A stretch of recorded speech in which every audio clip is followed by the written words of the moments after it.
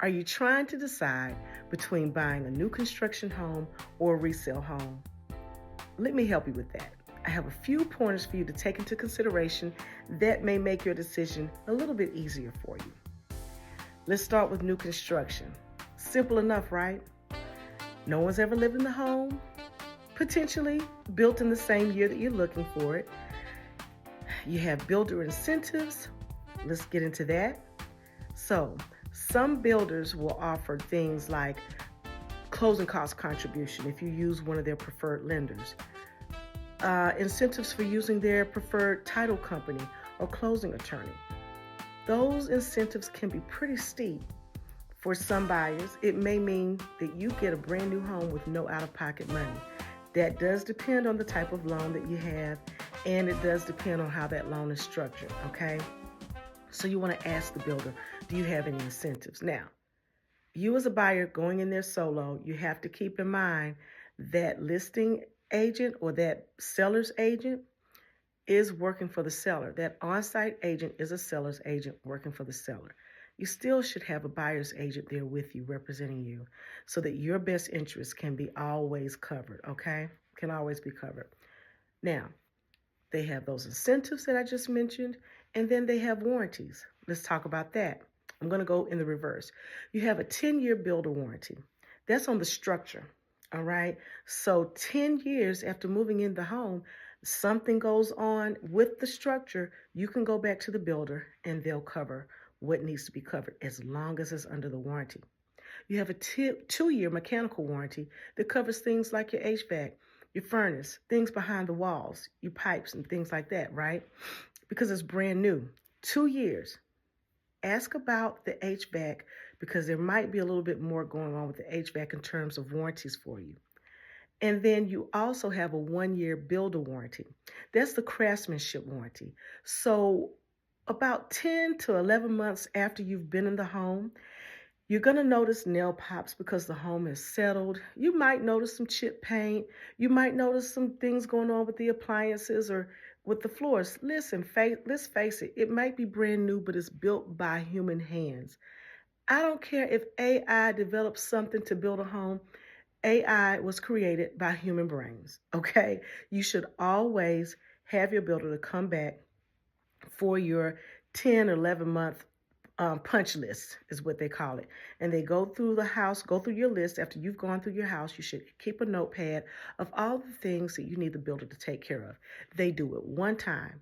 After your 12-month anniversary is up, it's all on you, okay? Now, you can't come and call them every time you notice something. Again, I said they come one time, and that's why they're waiting for 10 to 11 months after you have taken possession, because that gives the home time to settle in for you to notice things that's going on with the home, okay? Now, let's talk about resales. The popular thought that I have heard my buyers say or other clients say is that, oh, I can get a better deal on a resale home. Maybe, maybe not. The price is the price, right? And we always try to negotiate. And sometimes the seller is willing and able to negotiate with us. And when I say willing and able, willing means, okay, they may have some room. Able, they may not be able to budge 1 cent, okay? Their circumstances are not always revealed to us. So when you have a negotiation situation going on and you don't think that you're getting the deal that you asked for, that you would like, it doesn't mean your agent hasn't tried. That seller could have some situations going on and circumstances going on that will not allow them to bend that much. But in the event that they do, you could negotiate closing costs, a reduction in that. You could negotiate for repairs. That purchase price may also be negotiable. But some folks think in terms of resales, foreclosures, there's this big deal out there waiting on them. They can get a house for a lot less money. Foreclosures these days, guys, are just like everyday homes. So when you're out looking at a home, resales give you the benefit of having the opportunity to move into an established community. You have equity already built into the home, which you can in new construction as well, but you'll have equity in that community, okay? And you also have a lot of the warranties, depending on the age of the home, left over or remaining. And if you don't, you have the opportunity to go in and maybe do some things yourself that, hey, if you want a little project, a resale home might be better for that. Okay. Um, I like resale homes. I like new construction homes. New construction has some prime locations that a lot of buyers are desiring, and investors are, listen, they're jumping all over new construction as well. I may be talking about new construction a little more because that's my background, but I've helped people buy both new construction and resales. Resales, like I say, you go into a community, it's established, you know what it's going to look like. You don't have to worry about what the next street over that hasn't been developed is going to look like.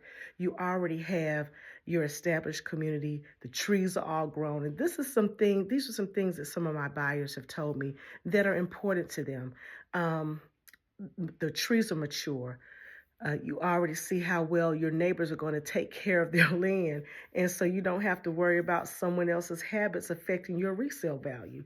Those are some things that are very important to buyers who are looking to buy in a community where they know that at least the value of the home is going to be maintained, because the market determines whether you're going to have a lot of equity and if the homes are going to increase in value or not. So, listen, there are plenty of new construction builders out here and plenty of established communities that have homes that were built by these builders.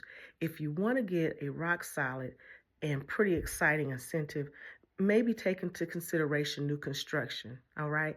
Doesn't matter if you're a first time buyer, a relocator, a move up buyer, meaning that you've bought your first home, you're selling it, and now you want to upgrade, right?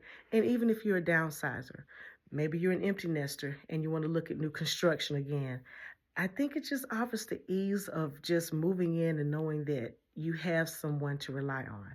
Again, it sounds like I'm leaning more towards new construction, and maybe I am a little partial because of my background, but all homes are beautiful. I have seen amazing resale homes that I've even wanted to move into because they just have that extra character that maybe a new construction home doesn't have, right? So that's it for me for today. Those are some things to take into consideration. I do have a more extensive list. And sellers, I haven't forgotten about you. Resale homes, if you want to make your home as appealing and as competitive as a new construction home, there's some updates that you can make to your home as well. What we like to see is painting the whole house one color, a neutral color, right?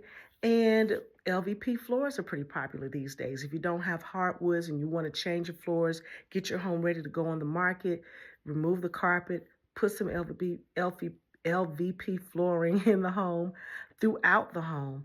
One solid flooring throughout the home makes your home larger and gives it a nice flow so someone can imagine themselves living there, and it'll be better for them imagining placing their furniture as well. I'll have some more tips. Folks want to know, should they get stainless appliances or other types of appliances? Stainless is still hot, right? But now they're having these blue appliances, kind of retro, like the green that we used to have back in the day.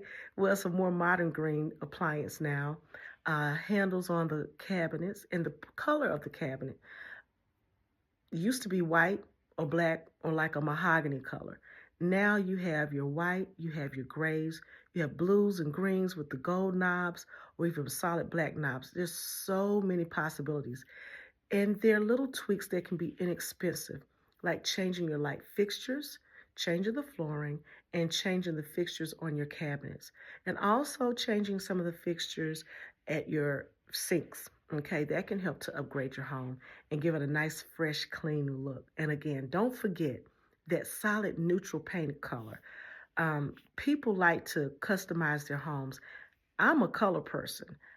Look at my shirt. I love teals. I love different colors in different rooms. But if I were to resell my home, I would most likely paint most, if not all of the home, one solid color to make it more appealing to someone who has different tastes than me. All right. Those are just a few pointers for you. I'll be back to give you some more pointers tomorrow. Thanks so much for watching.